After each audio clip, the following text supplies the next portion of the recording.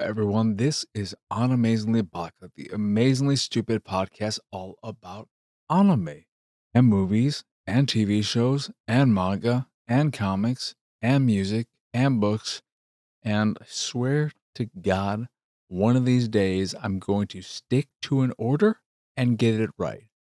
I know you're probably saying, that sounds like every other week. And it wasn't. It was wrong. I think it was just the order of music and books, and it's not really a big deal, but it is what it is. And then I forget to say, and pretty much everything except video games, because video games have enough places. They have the Pixelated Sausage Show, Attack the Backlog, Second Runs, Last Call, though I think I want to kill the last call, and the streams as well, so they don't need anywhere else. But everything else, that's what this is for. And I'm, of course, your host, Mark Krishnez. Hi. How you doing? Hopefully well. I know I usually leave the anime until the end, but I have to get something off my chest. I finally, finally dropped Rent a Girlfriend. After watching the second episode, I said to myself, why? Why? Why am I doing this to myself? Why am I watching a show that I am disliking so much for now almost 4 seasons? Well, we're at the start of 4 seasons. I've watched 3 seasons of it. I remember enjoying the first season, but I know I didn't like the second and the third season. So why am I continuing this with season number 4? And then I said, no more. I didn't say no more after watching the second episode. I said no more after starting the first episode of The Rising of the Shield Hero and saying there, why am I watching this? And it's a little different with Rising of the Shield Hero in the sense that I don't hate it. I just don't think it's very good. But more so than that, with Shield Hero, I'm just not invested in the story and the characters and everything going on to the point where I vaguely remember everything that came before it.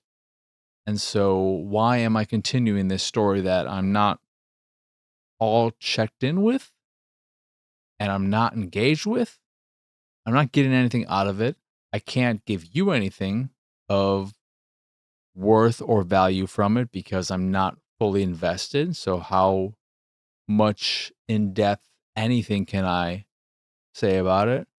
So after about a minute or two, I just said, I'm not going to watch any more Shield Hero. And then I reflected upon having just watched prior to that Rent a Girlfriend, and I'm done with that too. I enjoy a good, trashy garbage show as much as anyone. And conceptually, ideally, that is what Rent a Girlfriend should deliver. But I realized something that has probably been evident the whole time.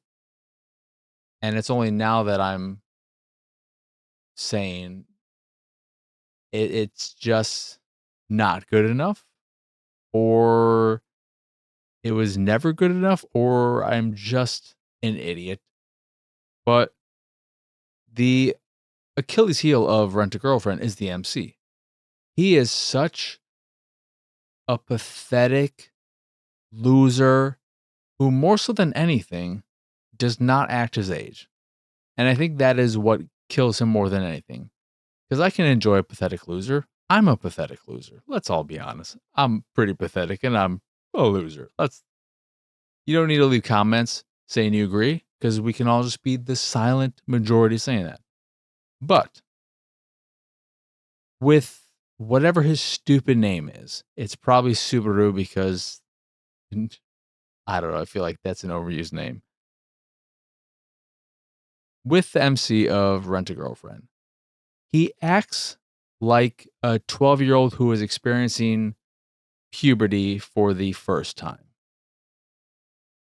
But he's not that. He's a fucking college student. He's of drinking age. And I completely forgot that until they were drinking in this episode, and the main girl who likes the girl he rents, she was drinking, had some glasses of wine, got a little more than tipsy, I guess. And just his internal monologue, his second guessing himself, it doesn't. I know you can be of that age and be that way, but just everything about him feels way more younger skewing than his actual age. And it makes him such an unlikable character for me, at least. And maybe it's because I am much older and well past that point in my life. But I look at him and I think about him. I think about how old or how I was at that age. And I've got nothing to latch on to. So I find him excruciating to watch. And I think of every girl who's into him or the ones he's into. Well, he's just into the one. But I look at that and I think, why? Why would anyone be into him? Every girl he is associated with any, to any degree, they deserve better. Even his ex, who has done some not great things, she deserves better. Does she deserve the best? No, but she deserves better than him. That is for damn sure. So I said, no more. Maybe when it's dubbed, I thought to myself, I never watched the show dubbed. And with a lot of shows I end up disliking, if I continue them, I typically do the dub because I don't care anymore. And so why not just watch the dub and maybe laugh at the bad English voice acting? But at the same time, maybe English voice acting has gotten better. I haven't watched a dub, thinking about it, in years. Can't remember the last time I watched a dub, which is a little surprising. Maybe the last time I watched a dub was way back when I started One Piece dub just to be able to get through it a lot faster. Those first 400 or so episodes that were dubbed at the time. I do want to get back to Bleach dubbed because I've heard it's just downhill from here in terms of the quality of the show. The original show, not what is it, the 100-Year War, but Bleach proper. So I might as well just watch that dub, get through it fast, and then get to 100-Year War. But yeah, I dropped Rent a Girlfriend and dropped Rising of the Shield Hero. That leaves room for some new stuff, as well as that potential. Trying to open this freaking filing cabinet. Leaves room for rewatches that I've talked about, like My Dress Up Darling and other things that I would like to rewatch.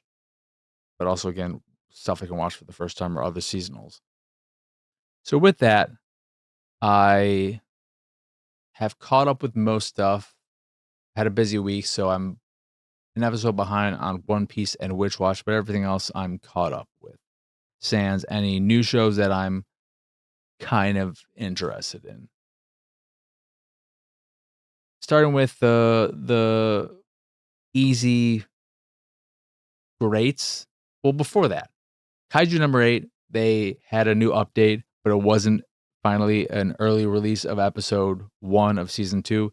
It was the release of the compilation movie. And that just kind of pissed me off in the sense that I am excited for the return of that show. And first they said, oh, new episode. And I still haven't watched it. I don't know if it's some prequel thing, some standalone OVA or whatever it is. There was that. And then another new episode. And it's this compilation movie. And it's just like, will you just shut your mouth until you have an actual new episode to put out? Thank you. All right. But My Dress Up Darling, very fun episode.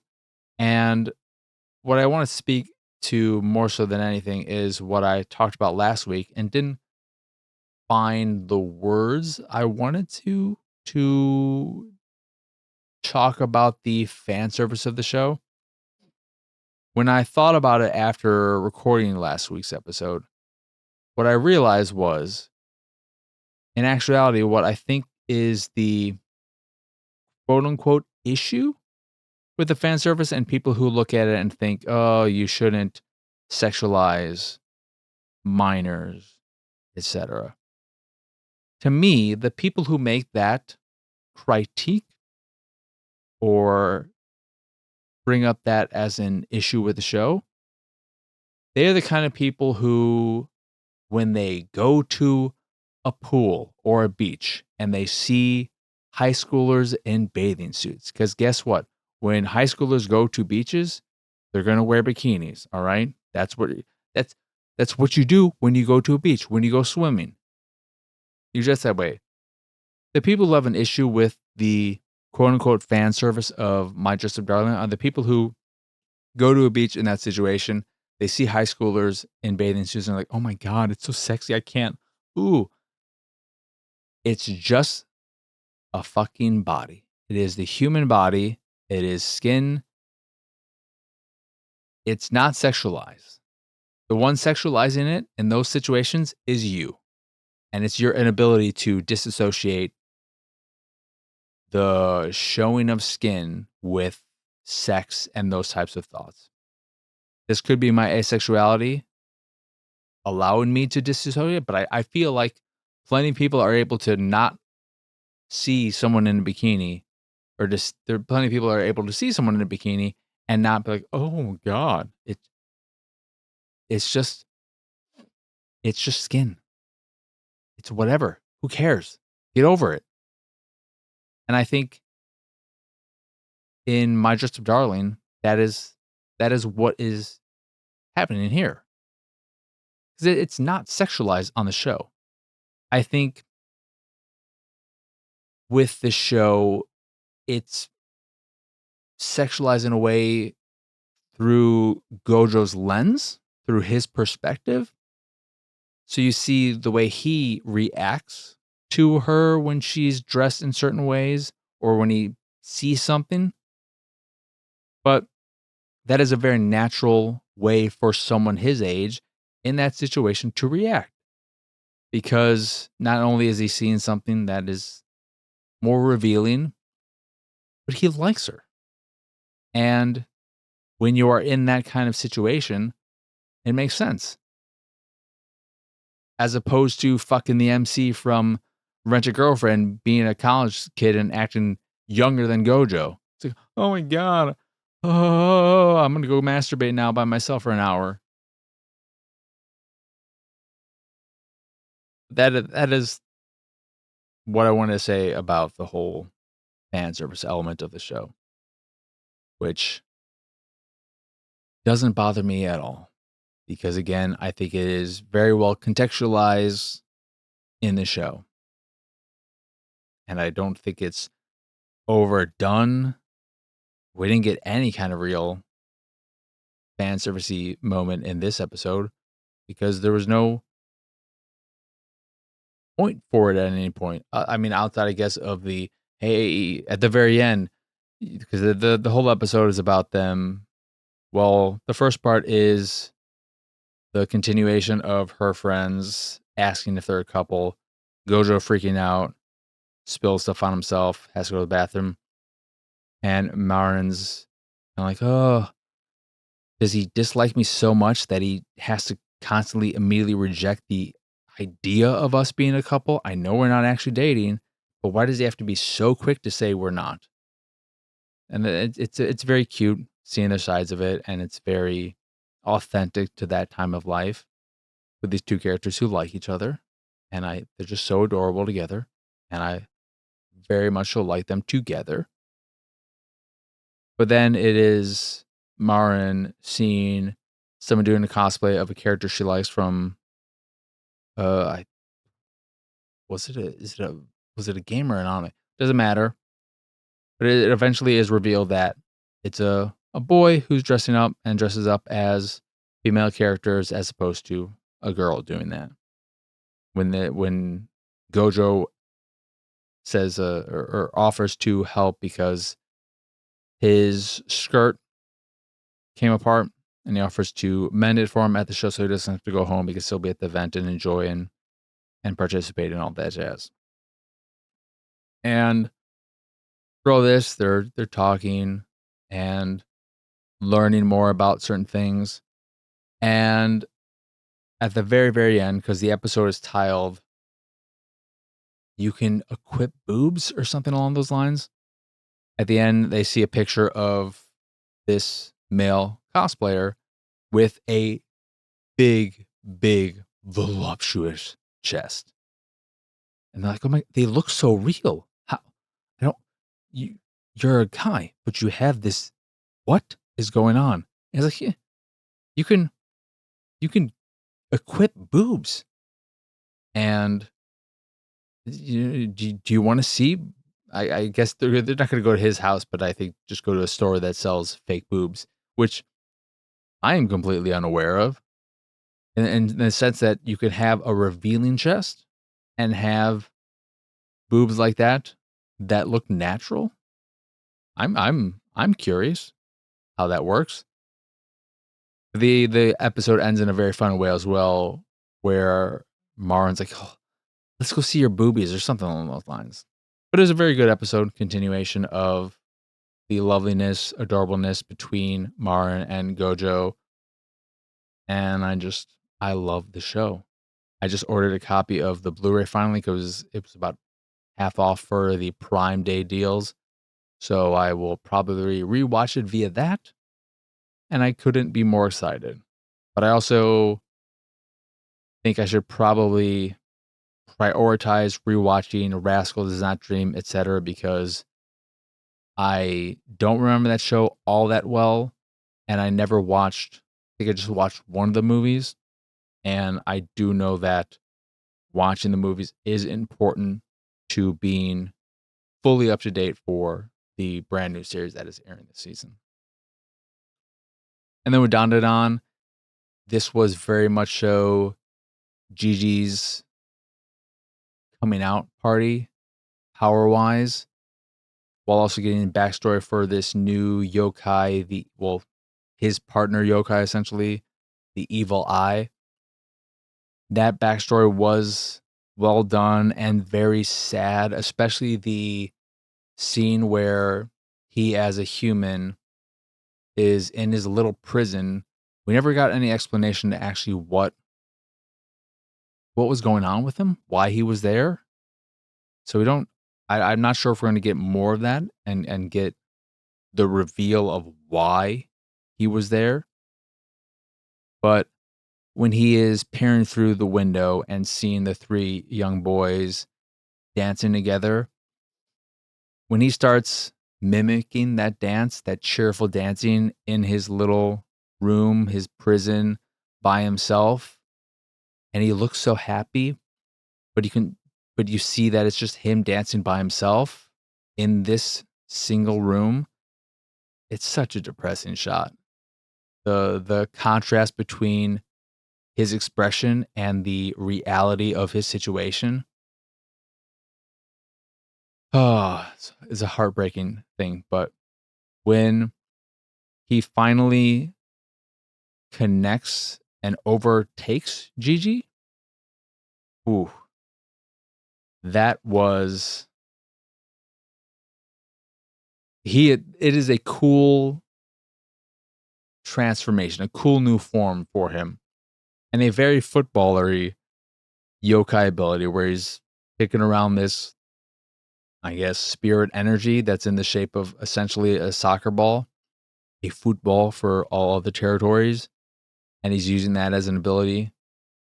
He looks cool because he has this kind of like this rainbow effect going on with these long earrings, and then also I think the eye in his forehead, and maybe just a little bit of like rainbowy eye makeup, you could call it, for his around his eyes. But he has the ideal, I guess, of spirit energy in him, and also his physical form because he stays in shape, so he has that going for him as well. But this is a really good episode for him, just in terms of seeing where he is going to be and his powers and all that jazz compared to the pink-haired girl. Just for the remainder of the show, or moving forward, that is. But it had a very, very, very good ending because he was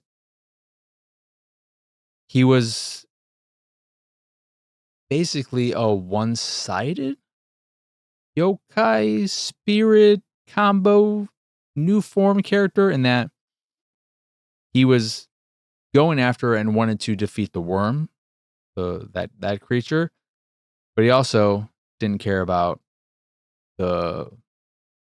the cat, the grandma yokai, or Momo either. So when he's about to land another hit on her, because he punched her super hard, knocked her into the wall, and the whole time, and I'm assuming anyone else watching it, is just waiting for Okurun to show up. And that is how the episode ends, with them clashing, hitting their legs together, kicking each other. And he just comes and says, You punched Momo. I can't let that happen.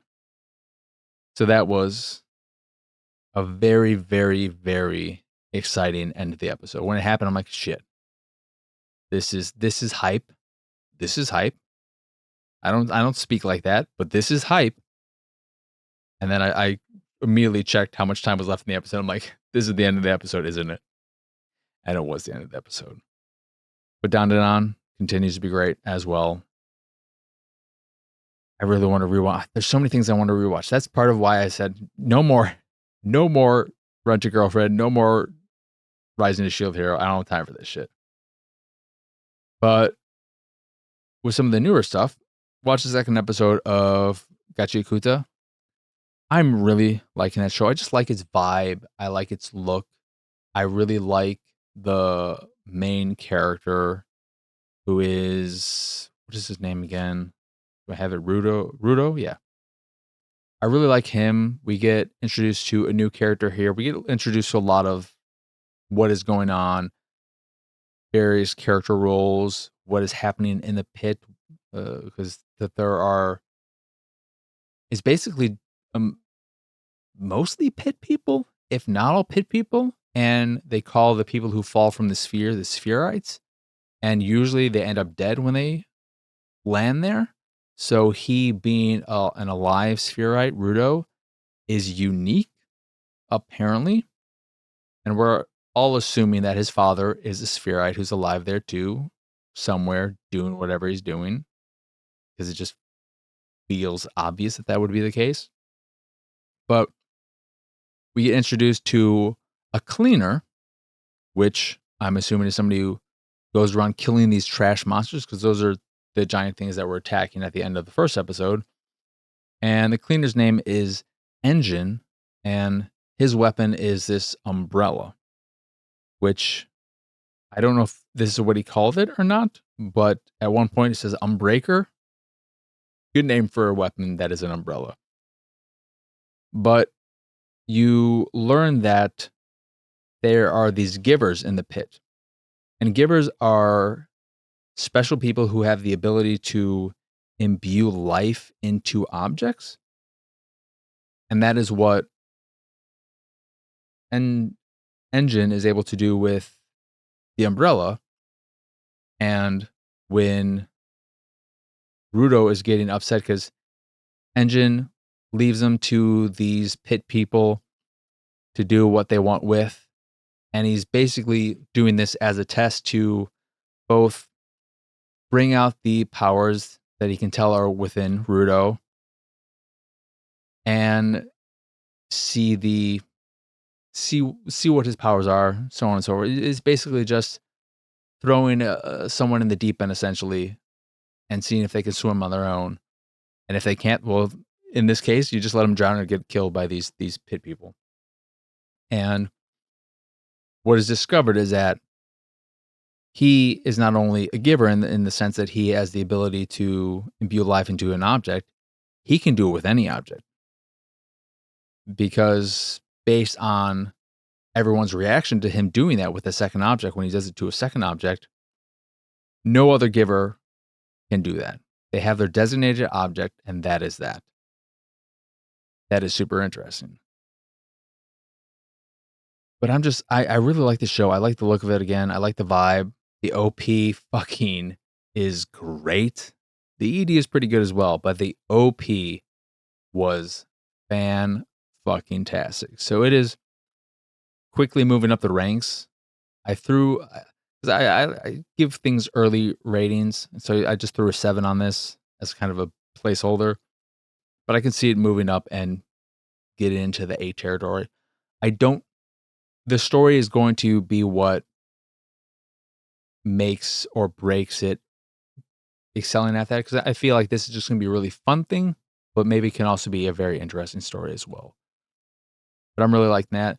The summer that Hikaru died is another one that I love the vibe of. It really excels at delivering a creepy, weird, haunting, scary undertone vibe. It's not scary in itself. It's not a scary show, but it has that creepy, atmospheric feel to it. And when the one character sticks his hand in Hikaru, and it's like, and Hikaru, the spirit that has taken over his body, it's like, oh god, that feels so good. That was some eroticism between these two characters going on there. But then we have another character, human character introduced, who seems like she has some kind of ability to sense spirit stuff going on. And Hikaru's controller senses it in her. And it's clear at this point, anytime his eyes turn red, maybe be concerned. Maybe be concerned. But there's kind of currently the vibe of it is sort of like a tiger playing with humans. In the sense that you have this incredibly powerful creature that is not trying to harm the things it's playing with, but it doesn't understand the difference in strength and fragility and all that. Except I do believe that this creature, this yokai, this whatever that is taking over Hikaru's body is aware of its differences when it's speaking and its eternal thoughts looking at, I forget the other character's name, but looking at him and saying what he's saying, like, oh, I don't need to harm him or whatever he said. There are parts of him that just feel like he may seem very innocent and not pure evil, but it also feels like if you just flip a switch or you get in his way, he will destroy you. So I'm curious. We got a bit more with the one type of exorcist dude as well. But it is a show that is very much about its mystery. And with that, I feel like it's going to continue to be enjoyable. But when all is said and done, if the mystery isn't satisfying, it could be one of those shows where you're really in it the whole time, but when it wraps up, if it's not a satisfying conclusion, it'll make everything that it'll lessen everything that came before it. So that is where I'm currently sitting with Hikaru. The summer Hikaru died. Then I watched the first episode of The Return of Dr. Stone. It's fine. That is the show that is just forever fine for me. It's a constant 7. They're now making their way to South America to get to the point of the what is it called? But the petrification, I think. So they want to get to the origin of where it started, and because I guess in between, maybe the first cur of this season ended that way, or they just threw it in at the beginning of this. Hey, between that cur and this cur, everyone came together and we partnered and blah blah blah blah blah. But then this one group of mercenaries and all them, those killer people, they're after us because they don't fucking want to deal with this partnership. I'm like, okay, all right, whatever. Yanku and Zeno now working together to go do whatever they're doing. I'm just at this point, I just want this show to wrap up because it just being that constant forever fine show is fine, but at the same time, I'm ready to move on.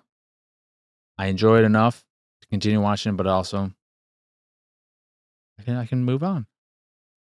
And then was there anything else? Let me just double check.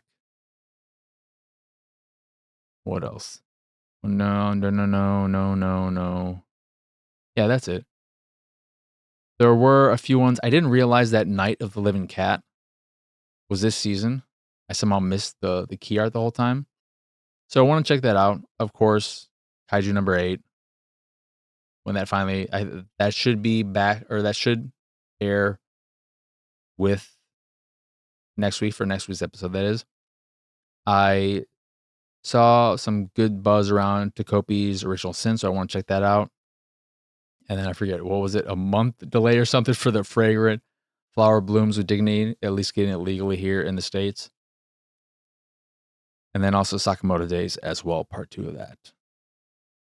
But currently, just with Dandadan and My Dress Up Darling and Gachiakuta, really strong season. I'm loving those shows. I'm really, really looking forward to all those. Hikaru is just kind of, because it's such a different vibe, it's not a fun vibe. I have fun with Dandadan. I have fun with My Dress Up Darling. I have fun with Gachiakuta. Hikaru is a very different feeling show. So it doesn't quite fall in that space, but it is also quite good. That is a show that I think could be on the level of something like Orb, for instance, when all is, but it's again, it's gotta hit the landing. But yeah, that's it in terms of anime and all that jazz. Before I wrap up this episode, though, I did finally start watching some video game movies in my big video game ranking list, and I have 13 currently. In order from 1 to 13, we got the original Mortal Kombat. Then we have Pokemon Detective Pikachu, Hitman, the one with Timothy Olyphant, and also Mortal Kombat Detective Pikachu, both 4 stars. Hitman, 3 stars. Then we have Mortal Kombat, the most recent one, the reboot, I guess, that I have at 3 stars. That is one that I warmed up to a lot to in this rewatch. Kano is a big help to that movie. He is so much fun in that movie. He does a lot to keep it enjoyable when it's getting a little bit too down in its stupid lore bullshit. And also the main character of that movie is just this, why just use a regular character that already exists. And if you want to create a new character, make somebody who doesn't have a stupid ass power, like just fucking getting body armor. Who did Ed Boon come up? Like, what the fuck? Who did that? But Kano is great. And I do like the way it plays with certain fighting game norms, like sweeping the leg and all that. I think that stuff works well in the movie. But then I have Dead or Alive at number 5. I don't even give the stars for all of these. And also with Timothy Olyphant's Hitman, I've always really liked that movie. It's a bad Hitman movie, but it's a good, solid action thriller. But Dead or Alive at number 5. I saw some of the reviews on Letterboxd. They're like, oh, this is more objectifying to women than some hour-long pornography I've watched. And if that's true, that person needs to watch both more movies and more pornography, because no, it's No, I've watched plenty of movies that are worse than that. But what's in there? It's in line with that series. Have you fucking played Dead or Alive? Have you played Dead or Alive Extreme Volleyball? Get out of here. Then I have Free Guy, which I warmed to a lot after rewatching Ready Player One. I think I may have talked about this on the last episode. Then Pixels, which I forget if I talked about these. I think I did. But Pixels, again, it's not that bad. It's not great. It could be a lot worse. Then we have Ready Player One 8, Tomb Raider, the first one, Lara Croft Tomb Raider with Angelina Jolie. Number 9, number 10, Gran Turismo. Number 11, Minecraft, a Minecraft movie. Number 12, Lara Croft Tomb Raider, Cradle of Life, I think it is. And then number 13, maybe going to be there forever at dead last, Borderlands. Borderlands was just an incredibly unfunny, awful movie with terrible. It's just, I hated watching every second of that. Pokemon Detective Pikachu is the most recent rewatch. I love that movie so much. Even though Catherine Newton is in it, and I don't like her generally, I hate her character in it. She's the spunky reporter. Oh, God, I fucking hate her in it. But just for the world building alone, it does such a good job with that. And it bums me out that we still haven't gotten a sequel or any Pokemon live action movie since. It doesn't need to be a new Detective Pikachu movie. Just give us another Pokemon movie. I think they're supposedly working on a sequel, but give me it now. I want it now. And then I want to call him out here too as well. My friend Enchi I gave Gran Turismo 1.5 stars. I think it is a pretty abysmal movie. My friend Enchi gave it 3.5 stars. And when I quote unquote confronted him about it, he said, I don't know, loud cars go fast. And I can get that sentiment. I still have an issue with 3.5 stars for Gran Turismo, just inherently, because it's an awful movie. Even the racing segments, I don't think are that great. But I think the way either it's the actor or the way they wrote the character, the main character he comes off as a kind of pathetic loser. I don't like him. He's just a loser who I don't like. And the way they structure the story, the controversy of the movie with the real life death and how they handle it, where it's more of, it turns out to be more of a motivational hurdle or not even motivation, but it's a hurdle for the main character, for the driver, as opposed to this tragic thing. It's not handled the best.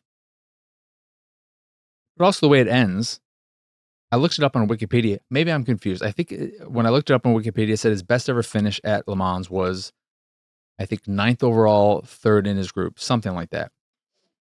But the movie ends, and maybe it's something else, because I think it's Le Mans that it ends with, right?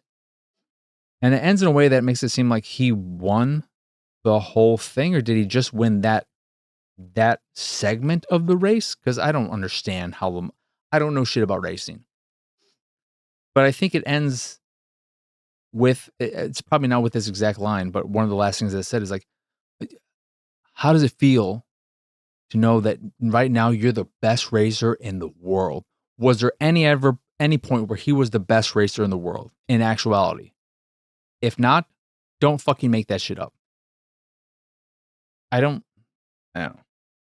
But my bigger issue, really, and why I want to just call out Enchi again, is because he gave 3.5 stars to Gran Turismo, Loud Car Go Fast, and then 3 stars only, a half a star lower, to Rush, another racing movie that's actually fucking excellent in all respects. Despite it has Loud Car Go Fast as well. And I don't understand how he can rate Gran Turismo half a star higher when it doesn't have significantly more actual racing footage. I think it's longer too. I think Gran Turismo might be the longest video game movie, which is also a knock against it. It doesn't need to be 2 hours and 10 minutes, however long it just why, Angie? The people need answers. We need answers. So tell us, why, Angie? Why? If you agree, if you think Gran Turismo is better than Rush, I'm asking you too, why? Why?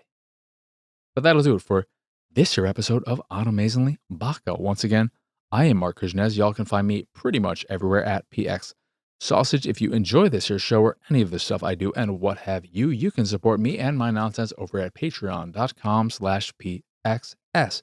There you can get access to a monthly Q&A, a private Discord channel along with some fancy Discord rules, and the random drop on the Patreon here or there depending on your tier. Or you could just support me to support me if that is your fancy. That is, again, patreon.com/PXS. In addition to the Patreon, you can find links to the site, the YouTube, the Discord, and so much more over at pxsausage.com. That is the letter P, the letter X, sausage.com. But that is it. That is all. As always, thank you for watching or listening. I hope you enjoy this here episode, and I hope you have a wonderful, wonderful rest of your day. But for now, adios, arrivederci, bye bye.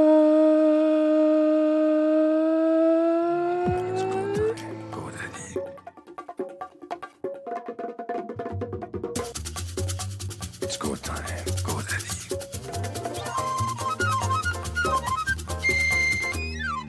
It's go time, go daddy.